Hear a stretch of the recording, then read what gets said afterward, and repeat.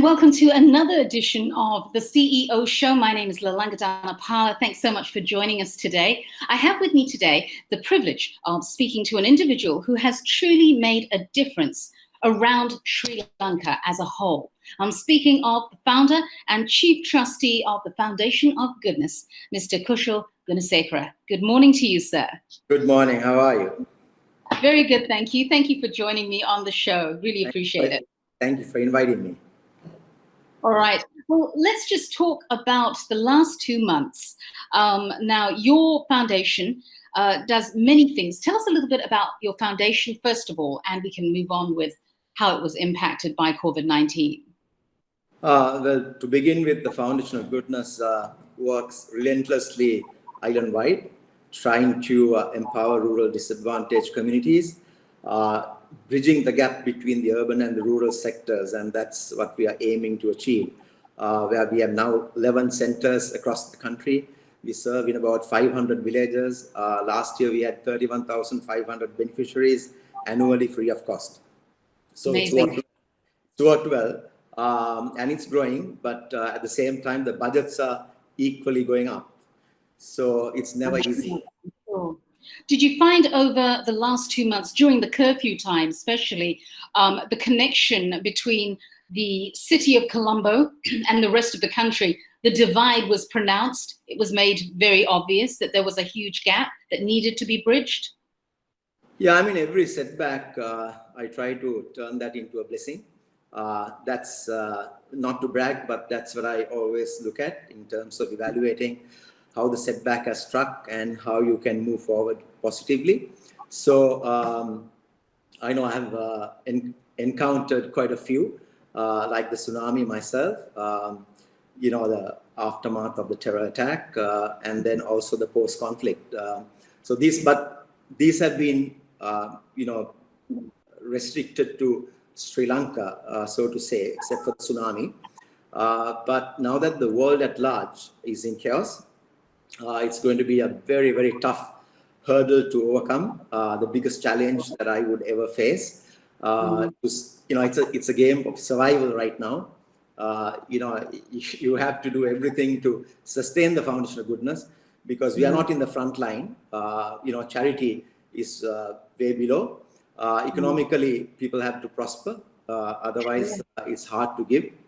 Sure. So, but it's also given us, after 20 years, to take the time, reflect, take stock, renew, revisit where we probably could have done better.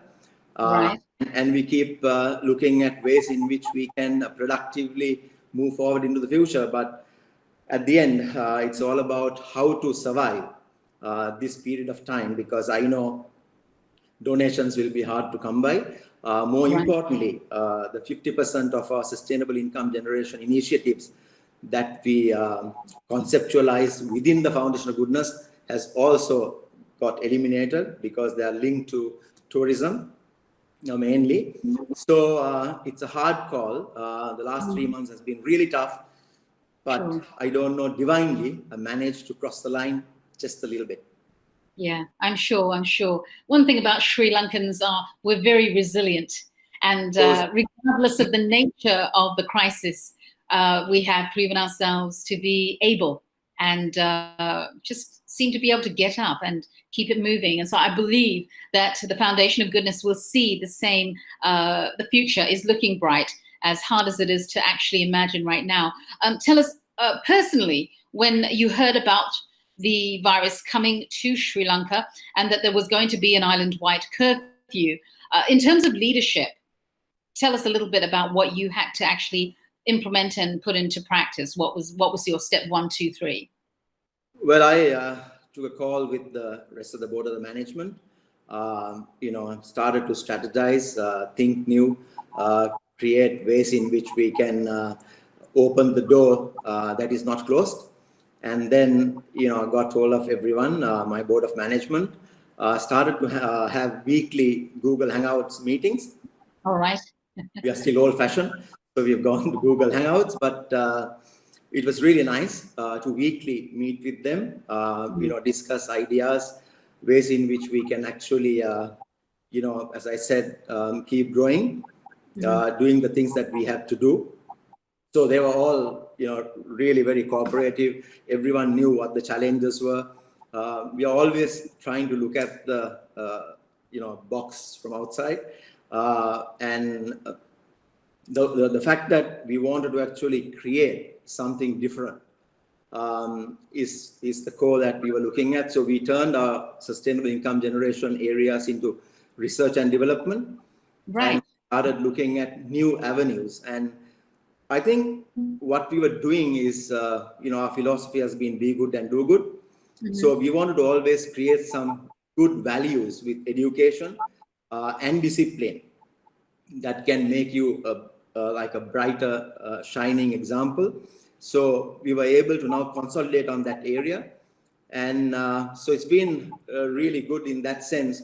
But being an educational institute, following the guidelines of schools and universities, so we had to take a step back and close all our centers, Right. including sports. But at the same time, our management, we meet weekly. We have finance accounts meetings weekly. We have research and development meetings weekly. The board of management meets weekly, 2-3 hours at least. So this way, we've been on top of the game, strategizing how to now take a different route in terms of generating funds. As you may not know, our budgets are like $1 million. So had to cut down drastically, like, for example, 1/3 of the cost was cut down, and still it's a sizable amount given the circumstances. Never easy to get through this hurdle. Sure. But having said that, impossible is nothing either. No, that's very true. And I think the work that you're doing is so absolutely necessary, because you are reaching out into the communities that are sometimes ignored and forgotten about. And so your strategies of mobilizing these people to be able to become self-sufficient individuals, productive members of society, that's not something to be taken lightly. And so I do believe that, even as word gets out, that the Foundation of Goodness is looking for help and believing for a way to bring everything back together again, that there'll be a few people that know it's where they need to pour in their efforts and come alongside you. So, but Lanka, the thing is that as much as we internally focused ourselves to, the change course of direction, we also took to heart what is really needed at this time for people struggling out there as we do, especially working out in the villages. So we realized that the daily wage earners were struggling hugely. And of course, the medical equipment that we wanted to supply. So we had a few donors from worldwide who were willing to supply or provide the kind of equipment that was needed for some hospitals, which we have done.